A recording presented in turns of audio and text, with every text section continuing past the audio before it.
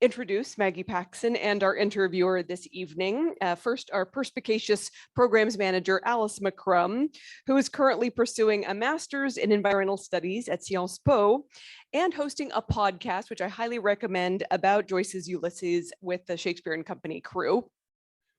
Yes, check it out. And Maggie Paxson is a writer, anthropologist, and performer. In addition to The Plateau, she is also the author of Solovyova. So thank you.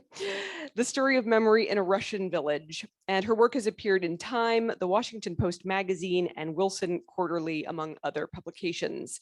And The Plateau, as you will discover, is incredibly relevant and poignant to read right now during this particular time in history that we are all witnessing collectively. And I think you'll find it a great source of inspiration.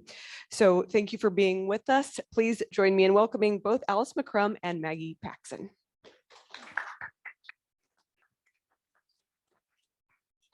Thank you all so much for being here. Thank you to Maggie for joining us at last in person. It's so lovely to meet you. So I'm delighted to be here with you this evening.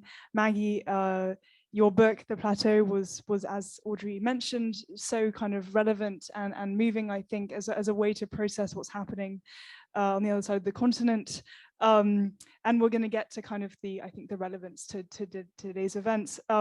Before we do that, I kind of want to frame it seems to me, in three ways, and the, the triad of the book. And the first way is anthropological. So you yourself trained as an anthropologist, and you spend quite a lot of time kind of laying out what anthropology is, how it's different from, let's say, sociology or other disciplines. And there's a kind of fantastic moment in which you find yourself in front of a class, in front of a French classroom, explaining to them what anthropology is. And I thought, for those who haven't read the book, and to understand your kind of mindset going into it, if you could tell us what you told them, which is basically Anthropology 101. Okay, that's so bien. Okay, this is working. First of all, thank you so much. Thank you so much, and Audrey and the whole group for inviting me, and thank you for coming tonight, everybody. Thank you, and thank you for those of you on Zoom.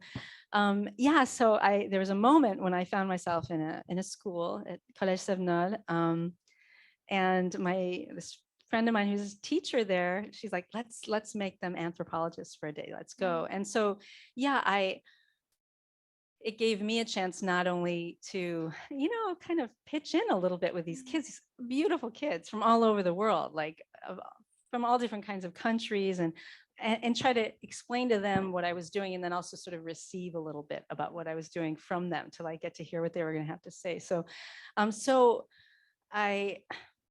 I told them, after we talked a bunch about, different kinds of things that people can be in the world, I said, the key question in anthropology, the foundational question is, who does what with whom?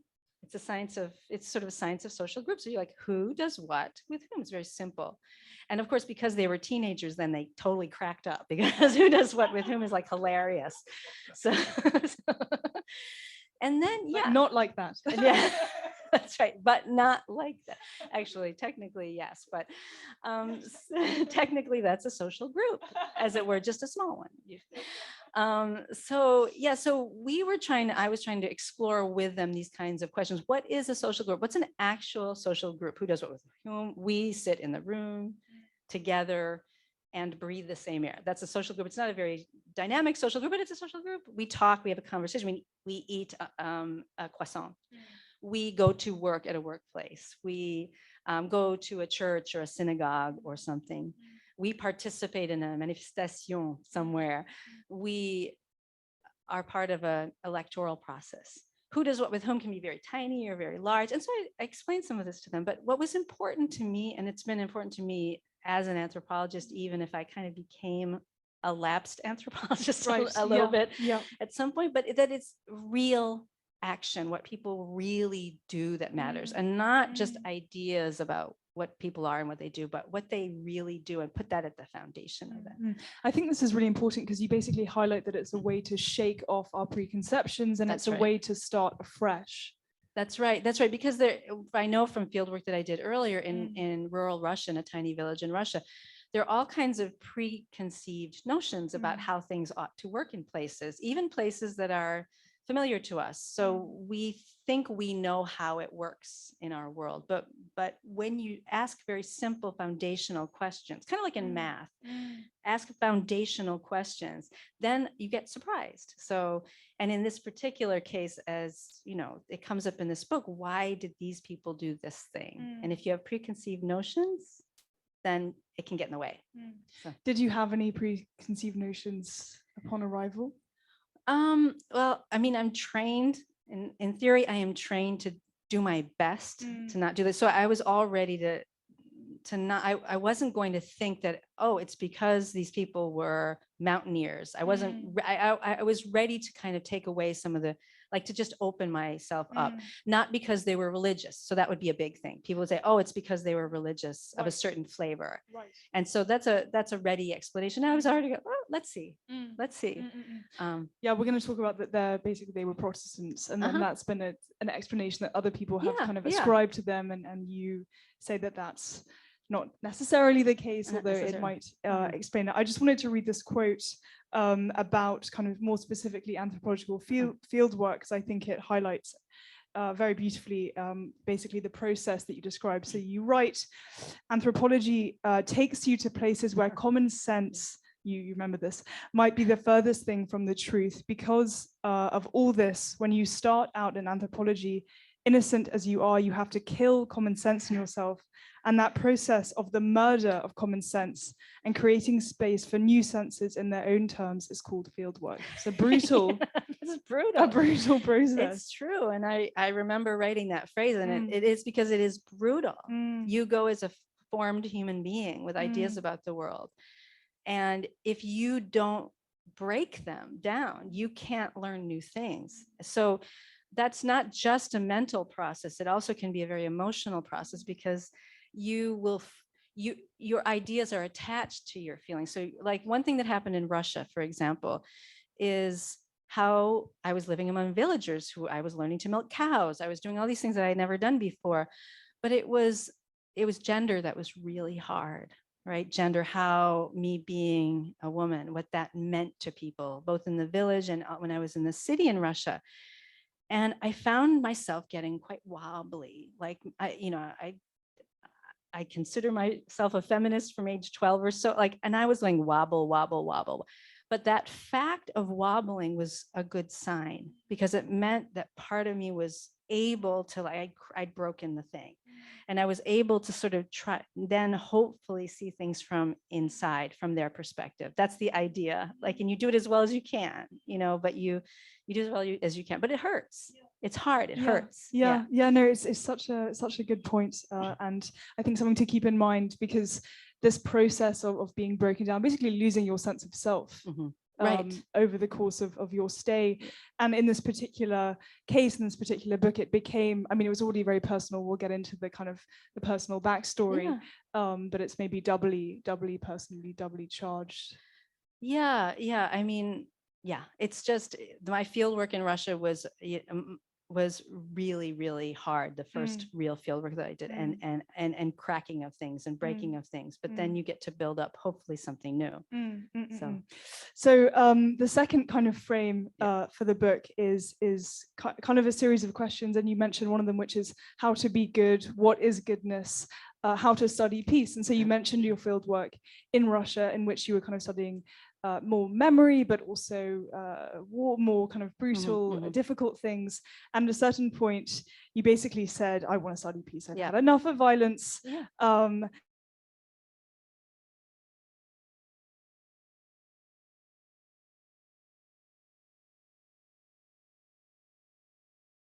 No offense, really, truthfully. No offense. It's bland and blonde, and it's utterly lacking the dark ring of truth. You write, I wanted empirical research that asks how, in hard times, regular decency can sometimes translate into extraordinary kindness. How can you possibly study peace empirically, Maggie?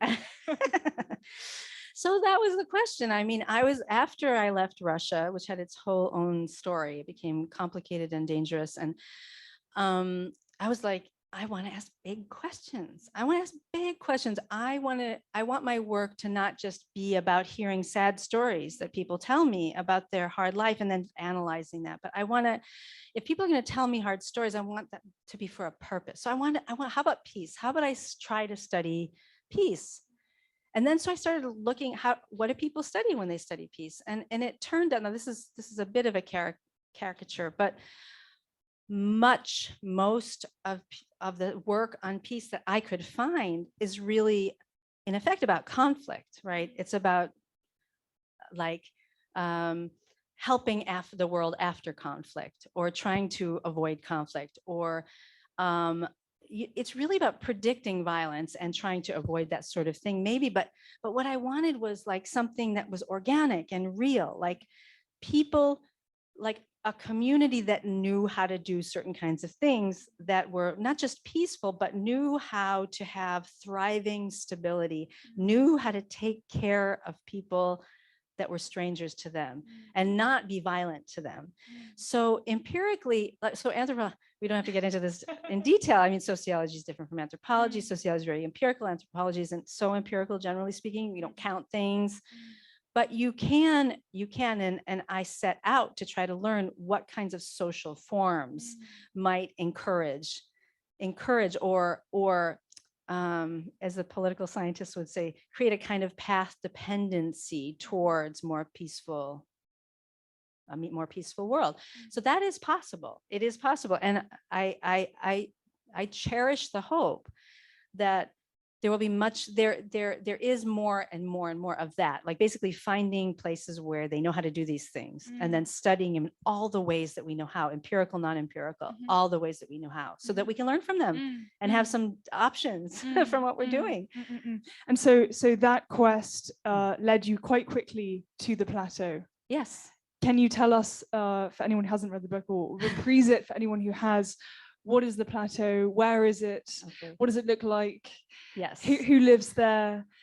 So the plateau refers to the title of the book in English. The title of the book in French is On ne va bien qu'avec le cœur, but that's a whole other subject, which just came out. Yay! Yes. But the plateau refers to a little tiny Plateau Vivarais-Lignon in Massif Central. So it's basically on the border of Haute-Loire and Ardèche, little tiny plateau. And on that plateau, during the Second World War, basically the community as a whole, as a social group, who does what with whom, as a social unit, sheltered and therefore saved the lives of hundreds, if not thousands, of people. And most of them were children, and most of them were Jewish.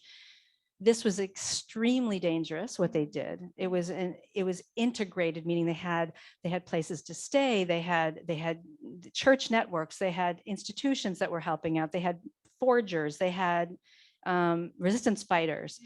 But in the course of the years of the war, they provided shelter for, these number of people who survived the war to live on and have children and grandchildren and great-grandchildren. I mean, it's an extraordinary story. And during the Shoah, during the Holocaust, it was extremely rare that you had this form of collective, collective shelter. The unit of action, the who does what, it was the group, right? There were charismatic people who were involved, pastors and mayors and things, but it was the community as a whole that did this thing. And the community had a history of this, right? So this wasn't the first time that they had kind of sheltered, persecuted Jewish or religious exiles. Right. So that's one of the first things that I learned about this place was that, yes, in that little tiny plateau, that little community had over the course of history, done this kind of thing many times before. During the wars, the religious wars, they sheltered and then shuttled Protestants out. Then after the French Revolution, they sheltered Catholic priests. And then later in the 19th century, there were kind of fresh air programs for children coming from industrial cities who were given the summer there, just treated to the gorgeous, it's quite a gorgeous place, treated to the beauty there.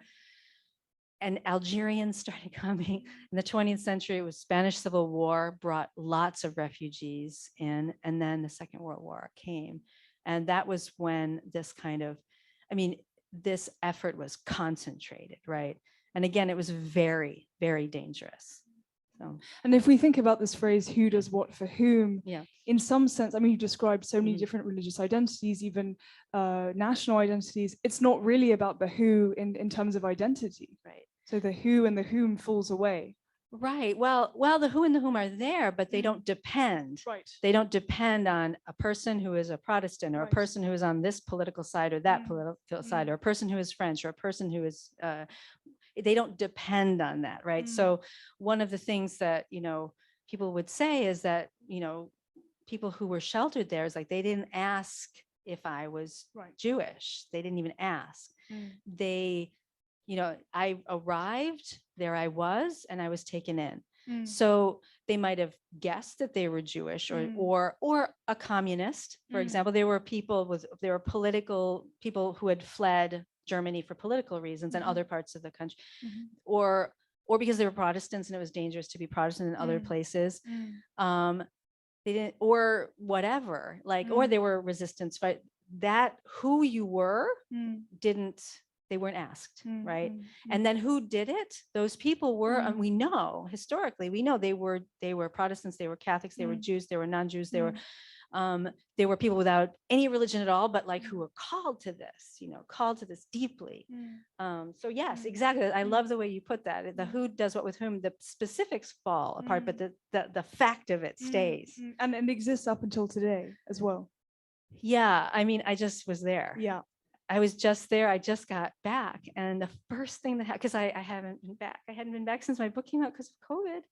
And so I just went back. Oh my gosh. And what a beautiful, beautiful reunion. Mm. But literally I got to the place where I stay, and it's a little apartments, vacation apartments on the edge of town of Le Chambon-sur-Lignon.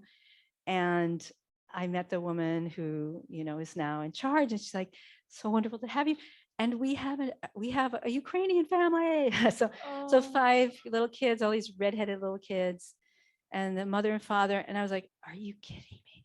Like, in the book that comes up a lot. Yeah. I had the real honor and privilege of being able to work with some refugees that found their way when I was there from parts of the world where they spoke Russian, and I got to kind of translate and stuff for them, which I have to say, that was the highlight of my time there. Like, that I got to it's such a magnetic thing. This is another level of the book, but it's such a magnetic thing that you just want to drop everything and just pitch in. I don't know what I can do. Can I play with my ukulele, or can I get some food, or can I translate? And so I got to meet, just yesterday morning, I got to meet this family and these little kids, and oh my God, the story that they have. But this woman was telling me how she was taken, how she was welcomed with open arms and kisses, and she's been on the mother of this family, an extraordinary journey.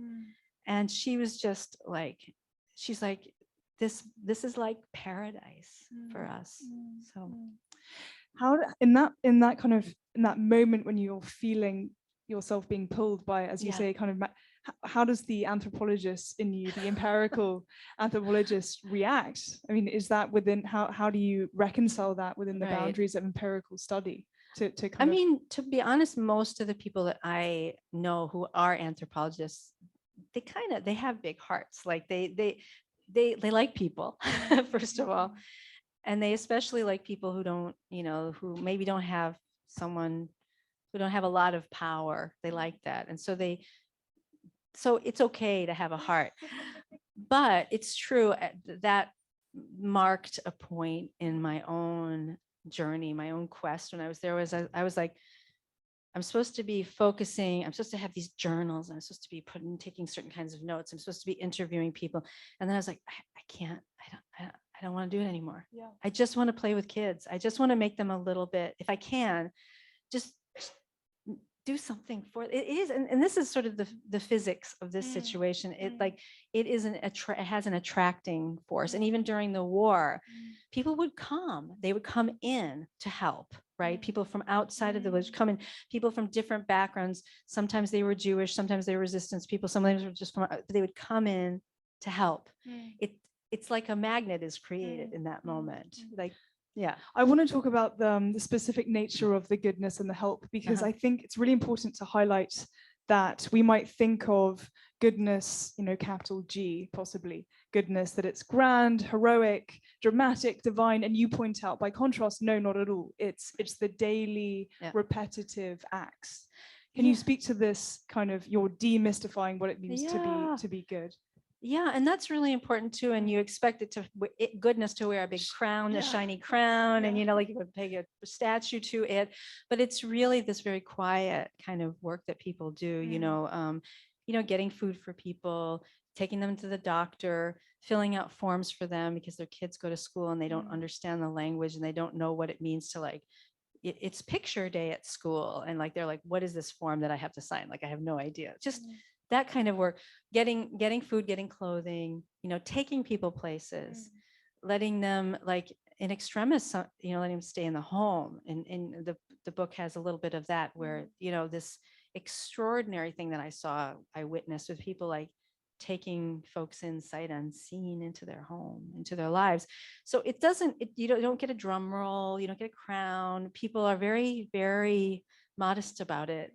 They don't love talking about it. And just now, this woman was saying, you put me on a pedestal. I'm not on a pedestal. This is nothing. I'm like, it's a lot what you're doing. It's a lot. Taking people into your home is a lot.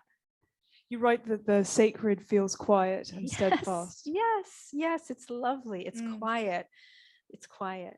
I wanted to read, I don't know if anyone in the audience has read Middlemarch. Have you read Middlemarch? Do you know the end? No, go for it. Okay, this is possibly one of my favorite and a fairly famous passage in literature, but this is George Eliot's End of Middlemarch. So it's a kind of long, unwieldy, brilliant book with no kind of center, following the lives of many different people, including Dorothea. And so this is the end. I think it highlights really perfectly your kind of description of the plateau. So this is the final piece. But the effect of her being on those around her was incalculably diffusive. For the growing good of the world is partly dependent on unhistoric acts, and that things are not so ill with you and me as they might have been is half owing to the number who lived faithfully a hidden life and rest in unvisited tombs. Oh, how glorious. How marvelous. Thank you. Yeah, and that's what you see. And it might be a great injustice that we don't celebrate these sorts of acts. At the same time, I had a realization too that the non-trumpeting of these acts is part of the gloriousness of them. Right. The fact that they're quiet, the fact that people don't want attention about them, the silence, it's important. It's an important part of the dynamic, and yet it has a reality. It has a brilliance and a reality, a real reality. A lot of the things that we think of as real today, people who are in charge of things and people who are, people who are in charge of things. We think that's real, but this is real. This is real. This can change the world more than ever. These quiet kinds of acts can change the world and will change the world, I believe. Yeah, I think that's really important. I mean, we talked about the kind of demystifying of goodness, and you said in an interview, I think with NPR, you said, we can learn from this place. It's not magic. That's right. So what concretely can we learn? If you had to do kind of glibly, top 5, the top 5 things we can learn in a practical, applicable way. Well, in a way, I'll start with magic.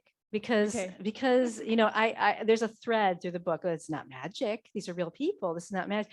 But at some point towards the end, I was like, in a way, it is kind of magic, but it's not like abracadabra, voila, magic. It's alchemy. It's alchemy because what they are able to do, right? These people, which is a learnable thing, I think people can learn how to do, is that they see inside the face of a stranger, right? A friend, right? They don't see you as a category of person, right? They see you as a human being, right? So they see past your eyes into your soul, right? And this thing, so in other words, a person arrives from a particular, with a particular language, or from a particular continent, with a particular color, particular religion, but they don't see that, right? They see a heart, they see a soul, they see a human being. So what does that mean? That ability to do that is, we have a lot of material from our holy books, from all the different religions, on how to do that, right? How to understand that really the oneness of humanity, right? That we are all souls. There are no human beings that are really different. Like, we're first human beings. Anything that comes after is nice, but it's not the essence of who we are. And that binds us, right? So, what to do then? So when you see a person, this is a sort of a ground level, you have an open face. A stranger comes, you don't close your countenance, you open your countenance. You talk to them, you listen to them, you hear the story of their suffering, you care about it, right? You then, you see that their needs are important also.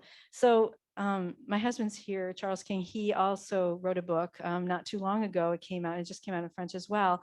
It's a history of American anthropology. And he had Exhibit A and me. It's like Exhibit A. I joke about that. It's not about me. His book is not about me. But he cites what the person called the father of American anthropology, Franz Boas, who said there are no civilizations that are higher or lower. This is the lesson of American anthropology, that all the societies of the world are equally capable of art, poetry, greatness, all of them, every single one of them that exist is equally high, right, or low. He said civilizations don't advance just because you have a fancy this or that or technology. They don't advance. However, the only way that they do advance, and this is the key, is by broadening the circle of to who does what with whom, broadening the circle of people to whom you owe moral behavior, right? So if I owe my husband moral behavior, that's great. I owe my husband moral behavior, or my mom, that's great. Or if I owe, it's nice, but it's better if I broaden that circle. I owe moral behavior now to my neighborhood, or to my extended family, or to my block, or to my coworkers, or to my religious group, or to my ethnic group. I owe moral behavior to everyone in my country. It's great. I owe all of those people moral behavior. Great. But how great is it when you owe moral behavior to every human being on earth? When you owe moral behavior to everyone, that's how you advance. That's how you become more civilized. So how do you do this? You owe moral behavior to people. You owe them your goodness, your rightness, like how to be just and fair-minded, and how to listen, how to be honest. You owe them your honesty. You owe them all those things. And that's how you do this, in effect. I just want to kind of ground this in the concrete, in the sense that you mentioned, so one way, and you said, body language, open face, and also not asking people where they're from. Yes, this is something that you noticed. That's right. Not needing to know that. Are there other kind of behavioral things or verbal things, kind of? I mean, I think I know it's important to be concrete, but I think every single moment of our life can give rise to another concrete example of how to do that, right? How to share, right? How to share a thing that you have with people. How to listen, like if you're in a room and that one person can't get their word out, you listen to what they need, right? Again, you pay attention when they're suffering, right? You see them when they're suffering. You try to help them when they're suffering, right?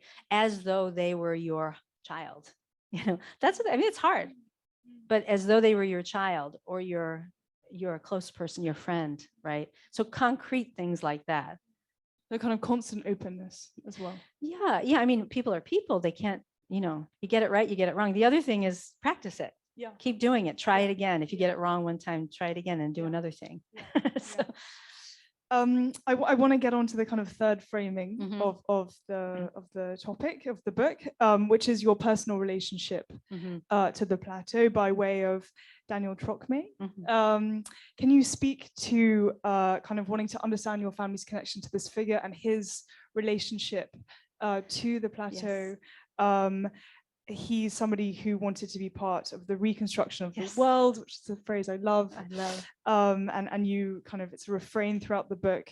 Essentially, why were you moved by his story, and why is he such a kind of animating figure and protagonist? Oh in my some ways? gosh, I just fell in love with this young man. Just Yeah. really, really did. And I should say, there's at least one relative of my hero in the audience today, Laurence Réseau, who came today, which I'm so honored to have you here. So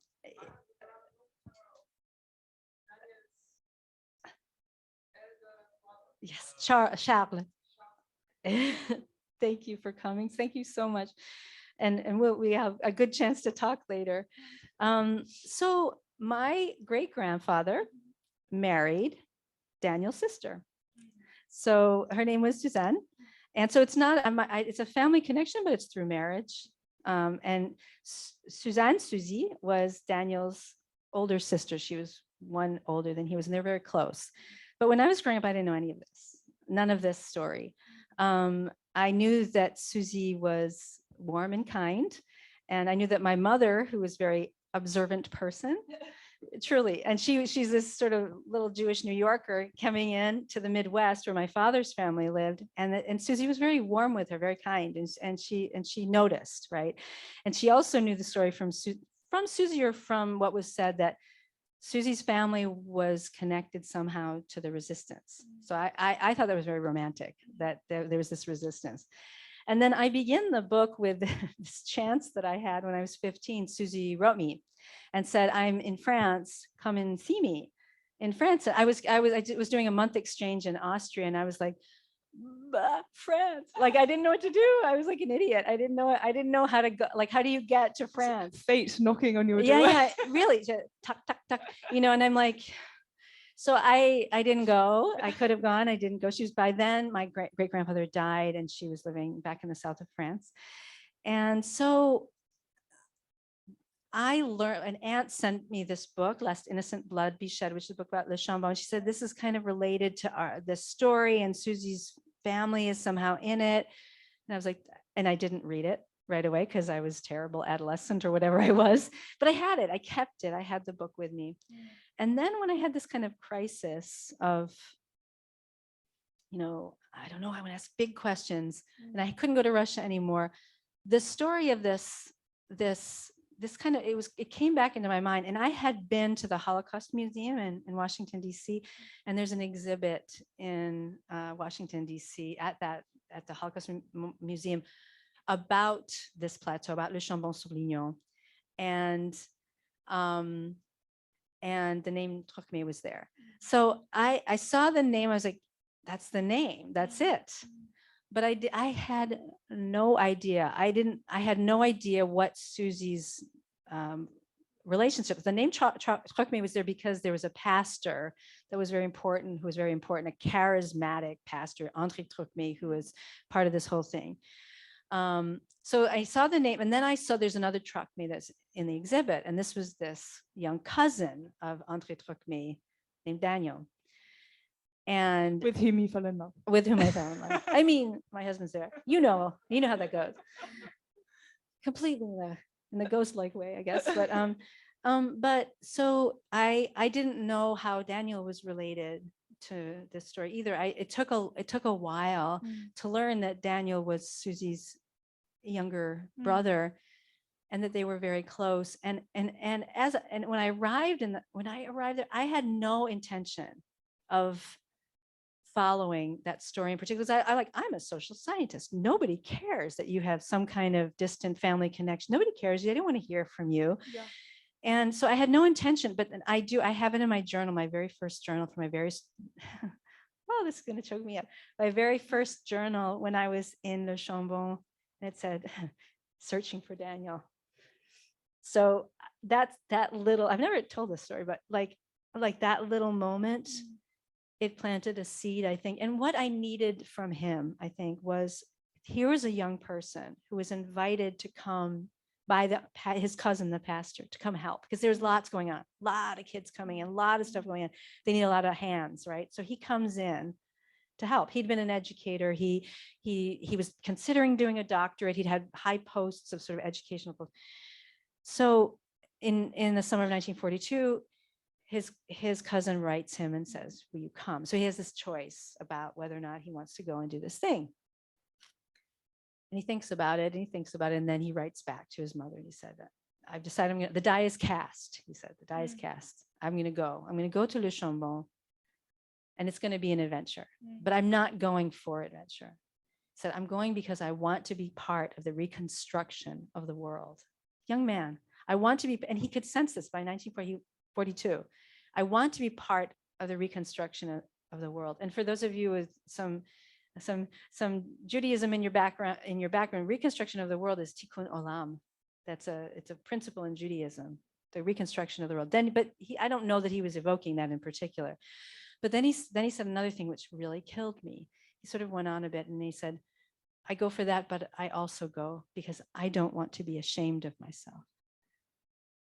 And so I thought, like, I don't want to be ashamed of myself. And I started to, it took time, but as I learned more about who he was, this young man, so in the 30s, he's like experimenting with all these ideas, and he's full of passion and full of like, he's traveling, he goes to Beirut, he lives there, he has a lot of friends who are not Christians, his family's Christian, they're very religious, and he's questioning things. And like, I could kind of identify with that traveling young man, you know, who had big questions, a huge heart. And so he decides to go. And then basically I thought, even early on, I was like, Daniel goes to the plateau, I'm going to follow him. And so what became a sort of a science of peace in a way, what started as that became something much more personal. So there's one thing to talk about what communities are like and what they learn, but another thing to say, oh my God, this young man somehow sensed what was in the air. You know, he could somehow tell that a moment was important, and he went. And then there were later moments of truth in his story, right? Later times when he had to decide to do something for himself or do something for others. And he chose the harder path. And eventually he was rounded up. The only really successful large roundup in Le Chambon during the war rounded him up, along with a number of young men. And he was sent to Moulins prison, and then Compiègne, the concentration camp, and then to Buchenwald, and then to Dora, and then to Majdanek, the extermination camp, where he perished. So this young man and his moments of truth, right? It started to become very, very personal. I said, I can't do this just as a social scientist. It doesn't treat enough of what's profound about the story. Because how did he do that? How did this young, beautiful young man do this? And so that's how that happened. And so in some ways, do you think that you said at the beginning, lapsed anthropologist, was this part of the kind of fall from anthropological grace? Exactly. Yeah, I mean, I couldn't do it anymore. It's great. Anthropology is a wonderful social science, and I believe in it, and I love it, and it's important. And I think it can be a very important part of understanding how to change the world, really. But I personally couldn't. I had a break inside for a while. I mean, when you get to the end of the story, it kind of comes back. Yeah. But for a while, I was like, I couldn't take my notebooks, ask people stories. I couldn't let science be that something that felt smaller than my question. I wanted the biggest possible questions. And I felt like at least what I understood in anthropology was smaller than that. I want to get to the end because it is a kind of beautiful recuperation, I think, of all of these pieces, of all of the frames, of all of the things that we've talked about. And essentially, it seems to me that you respond to the limits of anthropology with love. Yeah, kind of. Which is really the biggest, Yeah. the biggest of all kind of ideas. Yeah. And you describe it so beautifully. And I just wanted to read it, the kind of culmination. And then we'll open up the conversation to your questions and comments. And so you're pushing up against the limits of anthropology, and you say, so if someone were making a science of you and your people, you would talk to the reader directly, which 5 or 20 or indeed 50 variables would you choose as relevant? Would you say your faith matters, or your kith or clan or country, or your social position? Which variables would you leave out? Would your dreams count? Or the smell of your grandmother's house? I mean, these are really kind of provocative questions, I think, because you're basically saying no.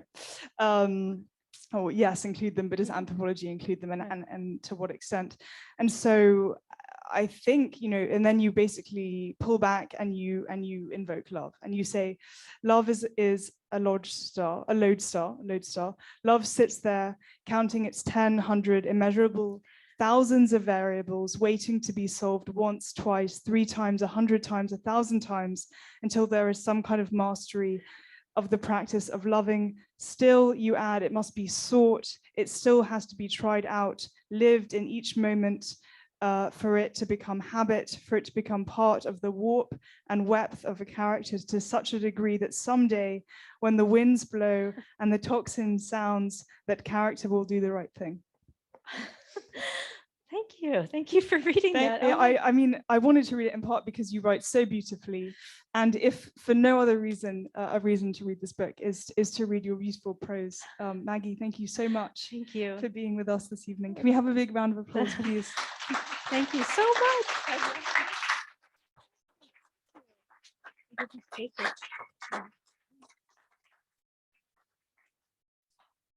Any questions from the audience? Yes. What inspired you to go to Russia to look for peace? In fact, when I went to Russia, I wasn't looking for peace. That was for my PhD research in anthropology. So I went there. This was before I had formed that question. My question when I went to Russia, it was not so long after the collapse of the Soviet Union. My question there was about what they call social memory. I wanted to understand basically how communities remember together. And it was a good question for that period because everyone was wondering what the interior of that country was going to be like, that, we couldn't see it for a long time. And was it going to have some traces of its past? And I found, short answer was that it really, really, really did in terms of social action. Like religion alone was super, super interesting. They had sort of a form of agrarian religion. I lived at the home of a sorcerer and his wife, which is really like, if you're an anthropologist and you learn that there's a sorcerer somewhere and you get to live with them, it's like really great.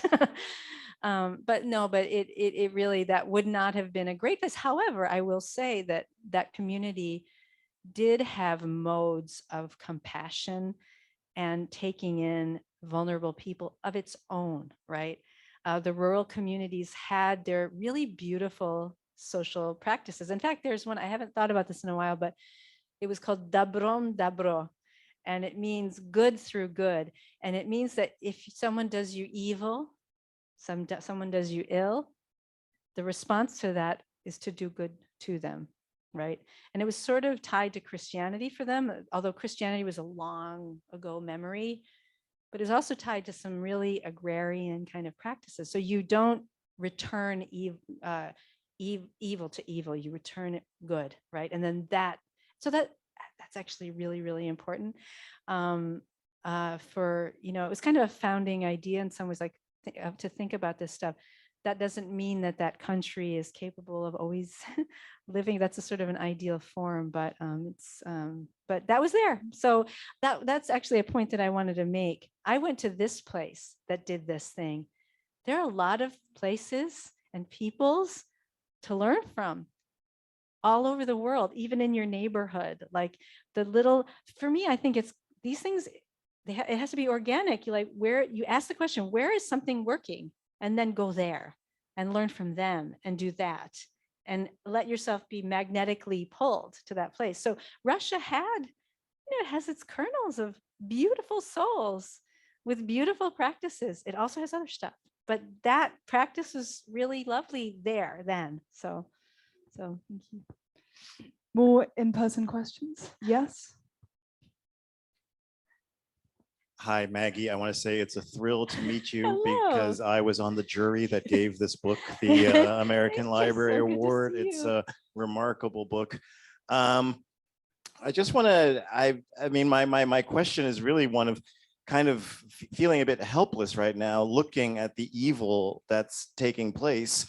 And I guess I want to ask you, what do you see as the hope for good coming out of this situation right now in Russia and Ukraine? Yeah.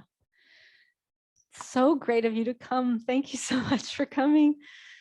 Yeah, I mean, it's been rough watching this, watching, you know, these unstable, deeply, profoundly unstable moments, and surely this evil that is come, right?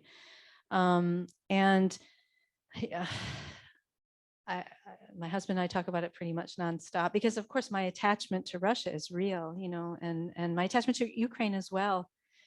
But this is categorically awful and evil and terrible what's happening, that one nation decides it can go and attack and kind of assume another nation. It's absolutely wrong. So I think there are people who understand a whole lot better than I do structural things, right, about the world and about countries and how things work, how multilateral institutions work. I mean, I believe that we need multilateral institutions that are powerful enough that if something like this happens, the whole world can respond. Like, I think that's absolutely essential. But for me, this is the question right now. Like, I think certain things are falling apart in the world, and I think other things are growing up. And when I see examples of, you know, some of the things that are falling apart in the world are also giving room for really wonderful things. And, you know, we've in the world as a whole, where like religion is crumbling, we're asking what belief really means and what essentials really are there. You know, ideas about race, about ethnicity, about gender are changing in the world. They're opening up room in these very, very difficult times for new things to grow. For myself, I think it's like the kinds of things that happen in places like this, this is what will save us. This is what will save us. And it's not all, you know, it doesn't all have to be quiet, quiet, sweet, sweet, gentle, gentle. But this is what will save us, like the growth and flourishing of communities that know how to do these things. And I believe we are at a point in world history where we can do this, right? Where the master narratives have fallen down, but there's something that's replaced those things that are very powerful. The oneness of humanity, right? The ability to embrace this truth. We are one planet. We are intertwined. You know, we're economic, we're many countries, but we are intertwined. We have one climate system. We have one sort of, all getting the pandemic. We have one economy, but also we're understanding that we, you know, takes time, but that fundamental oneness of humanity, that we all can be tied together and are bound together. I think this terrible moment is a stage for that to come into view. I have to believe that. I do believe that I have, but it's really hard to watch right now. Thank you.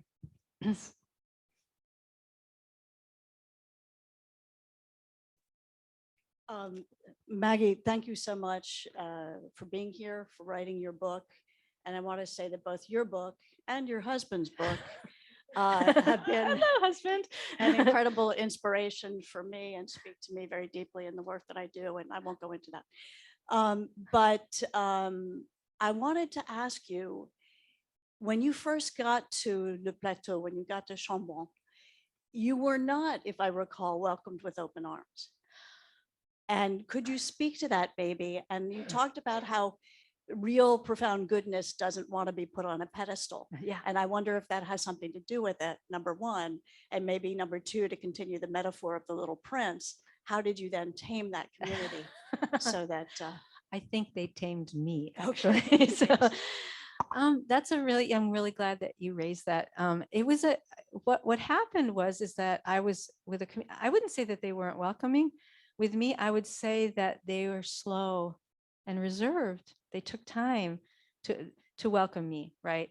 They were nice. They were kind. They helped me around, but to really get to know people took time. And actually, it was very different from Russia, where I write about this in the book. It's like, hello, you're back. Like they're like very physical, very, emotional, very expressive. It was very different, very quiet and slow. But so once we got to know each other, like I now have very dear and precious friends who are there. So I think probably they were taming me more than I was taming them.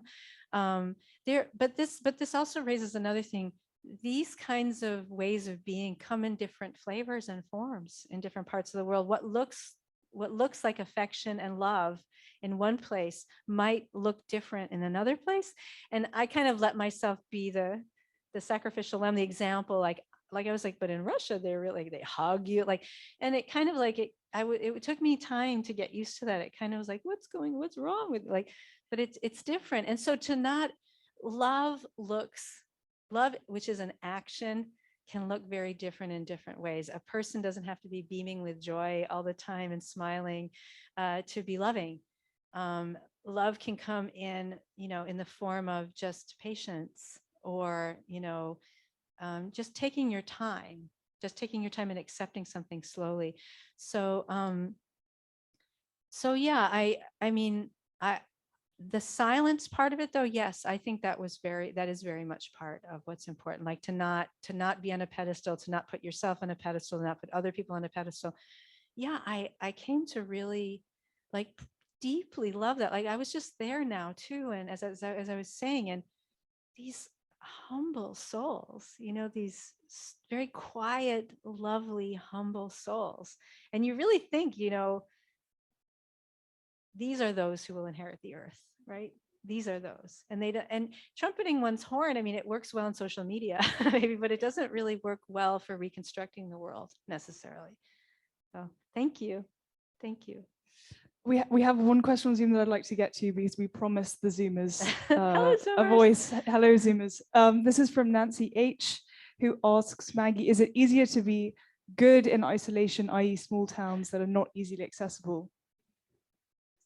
As in how to be good in the city, in the world? I would think it would depend on, I would think it would depend really on, I think you can do this in all kinds of places. I think for me, like when things were they were slower and I could watch and take my time, that's a certain kind of tempo of that. But I love, like, you see New York City and what it gets up to goodness wise sometimes. And it's remarkable, right? There's lots to be done goodness wise, depending on, who you are and what your strengths are, where there are a lot of people and a lot of like elbows bumping. And like, I think that's possible too. Like I remember this thing happened when I was, when I was writing, I saw a little news story. Some guy in Northeast DC, I live in Northeast DC, and in a tough kind of neighborhood. He was on the news because a dog had attacked him. And the dog had attacked him because the dog was attacking these little children, and he literally threw himself between the children and the dog. So he saved these kids from being maybe mauled to death. And the person on TV said, they said, how you're such a hero. What did you do? He's like, it was nothing. I did what you do. I did what you do. Right. So it's the same exact formula, right? That in some bit of his humanity, he didn't see the dog. He just saw those children that needed help. Maybe he didn't even know them. So yeah, I don't think you have to be far away and isolated to be good. I love being in boisterous, bubbling places with lots of people. And I think lots and lots of good happens in those places too, but it's maybe formed a little differently. Maybe I keep looking at you, but I probably should be looking there. It's formed maybe a little bit differently. So Thank you. I think we have time for one more question, perhaps, in person. Yes. It's a bit more of a comment. Thank you so much. This is totally fascinating. And it relates to so much about psychology and letting go of assumptions and how you model things for other people. And I hear that there's a dilemma here because what happens in that village or area is that other people see other people being good. And they are mirrored by other people also being That's right. good. And yet no one, like the man who threw himself in front of the dog, really wants the attention for being good. But unless people learn about other people being good, how will they be able to do it themselves? It's kind of a Yeah. dilemma. Well, I'm glad you said that too. Yes, and all these different layers. But you know, as I thought about this, it's like it seemed to me there were two pathways, and to getting to be like this. And one was having the privilege and luck to be born in a place that knows how to do it, that practices it, and then you learn how to do it, right? So the kids learn from them. That's very lucky. But the other way is to be galvanized by love, right? So young Daniel Chokmeh, I mean, he had a wonderful background, but he got there, and people who would get there and then they're changed, you know, they fall in love and they're changed. And so I think, oh, maybe even if I didn't grow up in a community that knows how to do this, if I can love the children who are coming in, pouring into the country, if I can love these